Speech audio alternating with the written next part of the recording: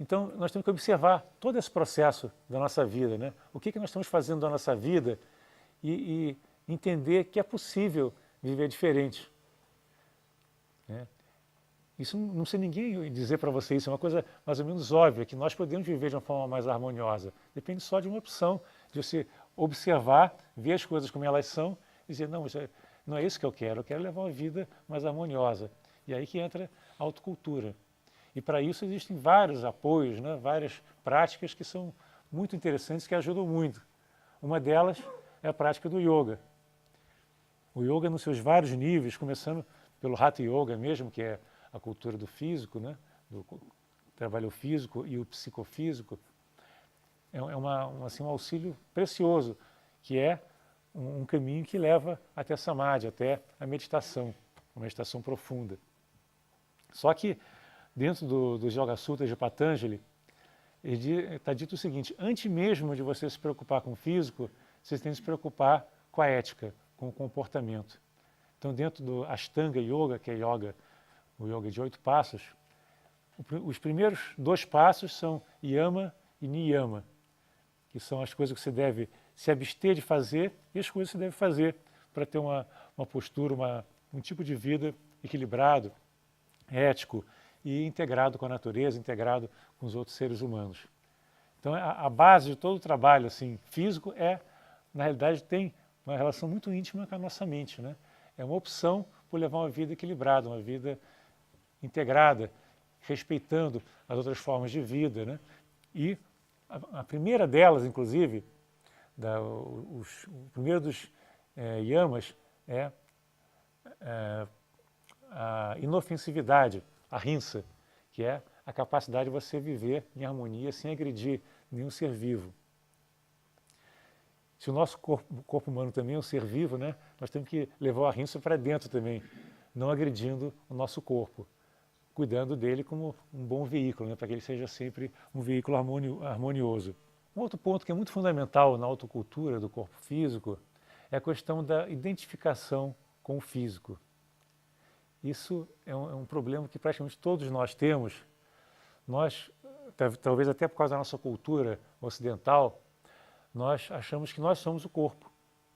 A nossa identificação com o físico é tão grande que nós tememos a morte sobremaneira. A morte para nós é uma coisa terrível, porque representa o fim do corpo físico. Então, na hora que você vê alguém sendo enterrado, você chora, puxa a vida, ele era tão bom. É como se não existisse mais aquele ser que foi tão bom durante a vida, que fez tantas coisas boas para nós, então todo mundo se derrama em lágrimas porque parece que ele acabou. Quando, na verdade, o corpo físico é o veículo. Mas nós, mesmo os teosofistas, as pessoas espirituais, ainda estão muito ligadas ao físico e falam do seu corpo como se fosse a si próprio. Você não diz, eu vou levar o meu corpo até o restaurante. Você diz, eu vou até o restaurante, quer dizer, a identificação com o corpo é muito grande. Você sempre acha que você é aquilo que o corpo é. Embora o corpo esteja mudando, você olha para a sua imagem quando você era uma criança, você não é mais aquele corpo, né? Um corpo totalmente diferente de quando você era criança. E quando você ficar velhinho, o corpo já vai ter mudado muito, e o tempo todo o corpo está mudando. Então, o que somos? Se você se identifica com o corpo, você está identificando com uma coisa que é totalmente mutável e efêmera, né? Porque ele não é uma entidade estável, ele está sempre se transformando. E a identificação com o corpo traz ainda um outro problema, que é o sofrimento que o envelhecimento traz.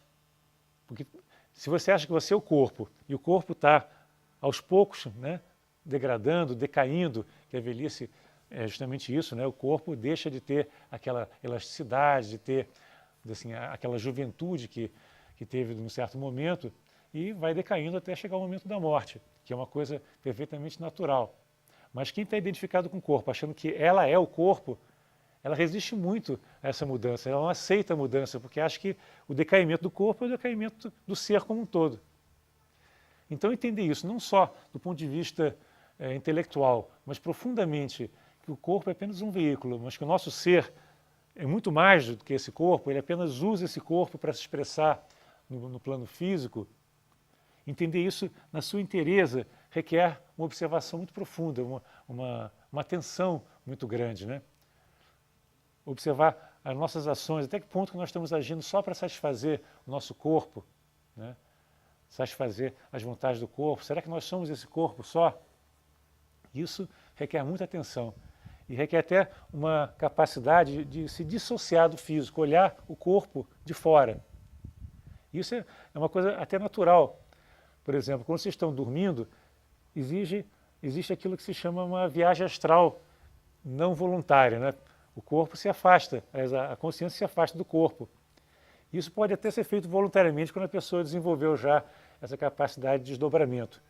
E muitas pessoas já, até sem querer, já observaram a si mesmo deitadas. Alguns de vocês podem ter tido essa experiência, né? Às vezes, quando a pessoa está doente, isso ocorre involuntariamente também. A pessoa sai do corpo um pouquinho e vê a si própria deitada. Aí leva até um susto e de repente volta, né? Então, porque realmente os corpos mais internos eles têm essa capacidade de se afastar do físico, né? Assim como a consciência e olhar o físico de fora. Mas mentalmente mesmo nós podemos nos ver ver o físico, né, como algo que é um complemento do nosso ser, mas não é o próprio ser. Nosso ser é muito mais que isso. Então esse é um processo que pode ser desenvolvido, né? É uma prática. Olhar o físico como apenas um veículo é uma prática que a gente deve desenvolver. Eu não sou apenas esse corpo físico, eu uso esse corpo físico, ele faz parte do meu ser, mas eu não estou identificado com ele a ponto de viver para ele, né? Ele é apenas uma parte do meu ser, né? A parte externa do meu ser. É o veículo que está sendo usado para poder me relacionar. E a morte nada mais é do que um momento que esse veículo não serve mais e tem que ser trocado por outro. No Bhagavad Gita tem uma expressão muito bonita que diz justamente isso, né? Você troca de corpo assim como você troca de roupa. A roupa, quando ela está velha, ela não serve mais. Ou você dá a roupa, ou se ela estiver muito emprestável, você joga fora, ela não serve mais nem para os outros. Então aquele corpo, assim como a roupa, ele tem uma utilidade enquanto ele estiver em condições adequadas para servir a nossa consciência, já que é o veículo da consciência. Quando ele se desgasta, fica velho, começa a roupa a ficar rasgada, poída, está na hora de aposentá-lo e trocar por um mais novo. Então isso, se você vê o corpo dessa forma, que ele vai ficando gasto, assim como uma roupa vai envelhecendo com o tempo, e isso é uma coisa natural, não há necessidade de estresse por causa da mudança, por causa do envelhecimento, porque é uma coisa natural no físico. O que você tem que fazer é aproveitar justamente das experiências que a idade mais avançada pode trazer, porque cada idade tem o seu charme, tem as suas experiências, né? Se a pessoa fica fixa numa imagem de juventude, achando que a juventude é a única coisa que vale e não aceita a velhice, lógico que isso traz sofrimento. Mas se a pessoa se observa, tem um corpo que está se transformando da infância, juventude, maturidade, velhice, morte, vendo isso aí de fora, isso parece um fluxo natural, assim como uma árvore que está na semente, brota, cresce, se torna frondosa e depois um dia cai e vira adubo para outras árvores. E o ciclo continua. Então, observar apenas o ciclo da vida como sendo um processo natural de crescimento e decaimento, né? Um ciclo que se completa regularmente, né? Assim como a respiração, você inspira, depois expira, assim como os dias e as noites, e você tem o apogeu do sol, depois a noite, que o sol está oculto, como as fases da lua, como as estações, tudo é cíclico na natureza. E a vida também, ela tem o seu ciclo natural. Então, entender esse processo e respeitar esse processo é uma coisa muito boa. É lógico que a pessoa que leva uma vida saudável, ela vai estender mais a sua saúde, inclusive na velhice, ela vai ter uma qualidade de vida melhor na velhice. Disse, né, que o trabalho espiritual depende muito da qualidade do físico, né? Então, se a pessoa quer exercitar ao máximo a sua vida espiritual, alcançar os melhores resultados possíveis na prática espiritual, ela deve ter saúde. É lógico que nem todo mundo tem saúde porque quer. Alguns não têm saúde porque cuidaram mal do físico. Mas existem problemas kármicos também, né? Às vezes a pessoa já nasce com problemas, com deficiências, e sobre isso não há muito que possa ser feito. A pessoa tem que se conformar com aquelas limitações e trabalhar dentro daquelas limitações. E todos nós temos limitações maiores ou menores. Então, como usufruir melhor, da melhor maneira possível daquilo que nós temos, do nosso veículo? Ele não é perfeito, mas ele deve ser bem tratado para que ele possa realizar as suas funções da melhor maneira possível. Então, para usar bem o físico, nós temos também que conhecê-lo. E aí a teosofia, o ocultismo tem uma contribuição a dar, porque diversos seres, que inclusive clarividentes, seres que tinham uma visão, um desenvolvimento espiritual muito avançado, já investigaram sobre isso e nos deixaram assim, uma quantidade de informações muito úteis para esse autoconhecimento da nossa natureza física. Então eles dizem o seguinte: o corpo físico tem 7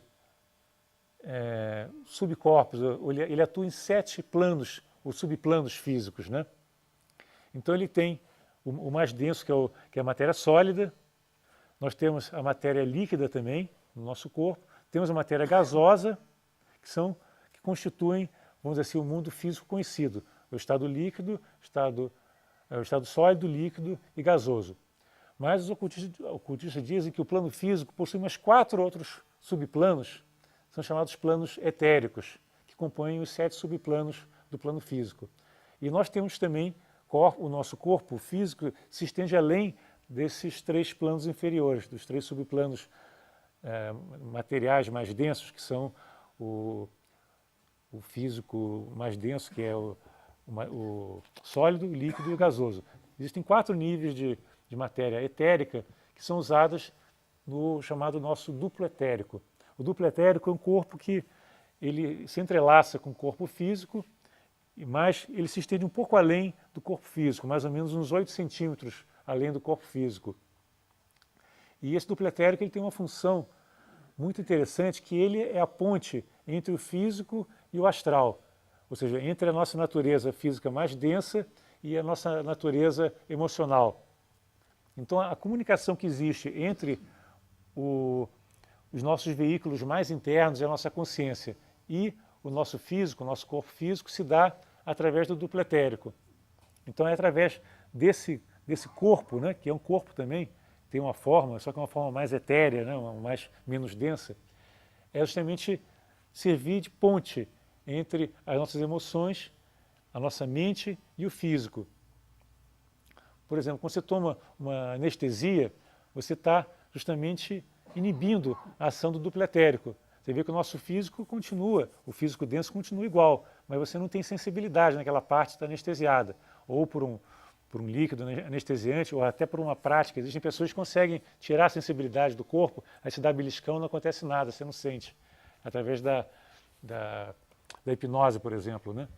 É possível você criar uma condição que você fique com a mão, o braço ou o corpo totalmente insensível, como se tivesse tomado uma anestesia. Porque o que se faz é afastar, assim, a sensibilidade, a comunicação entre o plano mais denso, os 3 planos mais densos e os planos superiores. Então o duplo etérico tem que estar saudável também, para que essa comunicação seja saudável. Se o corpo está todo desequilibrado e o duplo etérico também está desequilibrado, a comunicação é deficiente. E você vê que uma pessoa que é deficiente físico, né, às vezes ela não consegue expressar o que ela pensa. Ela pode ter ideias magníficas, né? Imagina um dos maiores gênios da física, né, da astrofísica, o Stephen Hawking, que é um papa da astrofísica, né? Ele vive numa cadeira de rodas e só consegue se comunicar através do computadorzinho que ele manipula com grande dificuldade, né, através do pensamento, através de movimentos muito sutis que ele tem no corpo ainda. Então, ele tem uma mente extremamente ativa, mas um corpo que é praticamente inoperante. Por quê? Porque não existe essa possibilidade de comunicação entre as emoções, mente e o físico. Então, a harmonia do duplo etérico é muito importante para que essa comunicação entre físico, astral e mental se dê de uma forma equilibrada também. E aí que entra também um trabalho complementar do yoga, que se adiciona aos asanas. Os asanas trabalham basicamente a matéria física mais densa e também, trabalhando o físico, atua no etérico e nos planos mais internos. Porque existe sempre uma relação, né, entre as glândulas, o físico e os planos superiores. Mas sempre o controle do prana, que tem uma função importantíssima na harmonização do veículo etérico. Então a prática do pranayama visa justamente equilibrar o fluxo de prana no nosso organismo. O Sr. Taimane, nesse livro Autocultura, ele coloca uma coisa muito interessante. Diz o seguinte: a energia do nosso corpo, ela não vem dos alimentos, ela vem do prana. nós temos um conceito meio arraigado que nós temos que comer muito para poder ter bastante energia, né? Mas a energia, na realidade, não vem dos alimentos. O alimento pode ser necessário para repor os tecidos, para que os órgãos fiquem, quer dizer, equilibrados, repor aquilo que é gasto pelo exercício, etc. Mas a nossa vitalidade real, ela vem do prana, vem do sol. E nós absorvemos através dos chakras. Vocês devem ter ouvido falar dos chakras. Os chakras ficam no duplo etérico e também tem um desdobramento nos outros corpos mais internos.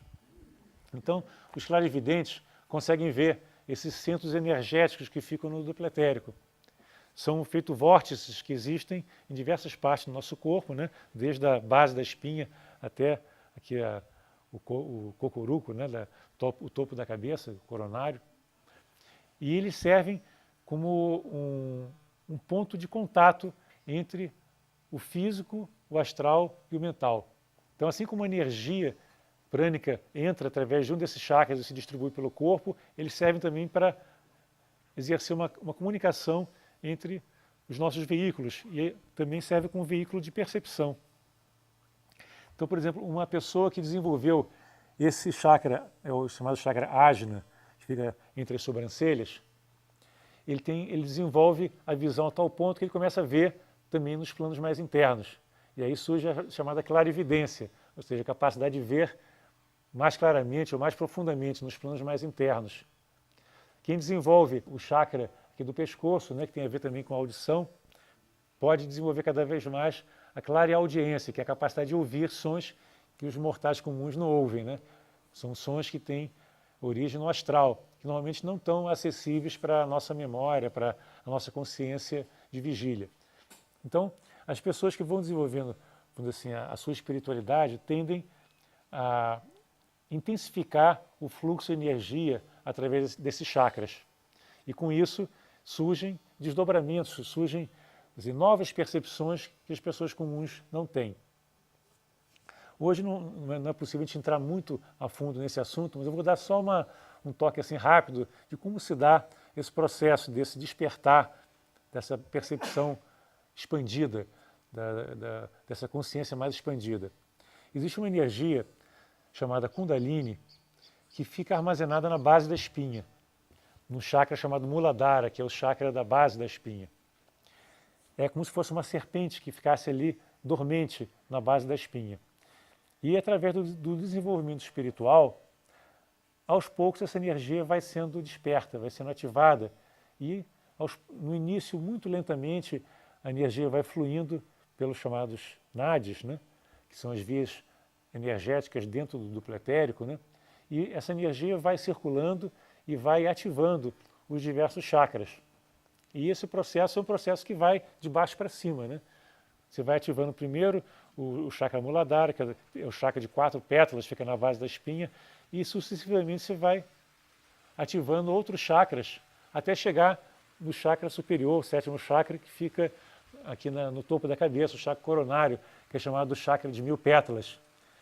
Não sei se vocês viram algumas imagens do Buda, né, que tem um cocuruto, que tem uma espécie de protuberância aqui no topo da cabeça, que representa esse chakra coronário, que no Buda era tão desenvolvido que chegava a ser visto pelas pessoas, né? É o chakra de 1000 pétalas, que representa essa capacidade de expansão da consciência até os planos mais elevados. Quanto mais a pessoa se desenvolve espiritualmente, mais os chakras vão se ativando. E eles adquirem cor, adquirem intensidade, adquirem luz. Então, os chakras de um ser muito evoluído são muito rápidos, muito dinâmicos, né? Muito vívidos. Enquanto que uma pessoa pouco evoluída, os chakras não têm cor praticamente, são pouco ativos, né? Então, esse processo de ativação dos chakras é um processo natural que ocorre na medida que a pessoa vai evoluindo espiritualmente. E é lógico que se pode acelerar esse processo, mas a ativação dos chakras pode ser um processo perigoso, porque quando se ativa um chakra, quando você libera essa energia de Kundalini, ela vai para onde a consciência estiver. Isso que é um fato importante, né? Sempre a energia ela flui para onde a nossa consciência está. Se a nossa consciência está assim, na vida espiritual, é lógico que a tendência é a energia subir. Não é? Agora, uma pessoa muito sensual, uma pessoa que só pensa o tempo todo nos prazeres mundanos, em sexo, né, em satisfação dos seus desejos, se ela desperta essa energia, o que vai acontecer? Ela vai ser direcionada para os chakras inferiores, vai ativar principalmente os chakras ligados à sexualidade, que existe um chakra que está ligado à sexualidade. E isso vai tornar a pessoa praticamente um maníaco sexual, que vai justamente exacerbar aquela vontade que ele já tinha, né? Então é muito perigoso a pessoa ativar, sem ter o nível de pureza necessário, certos chakras, ou seja, liberar a Kundalini prematuramente.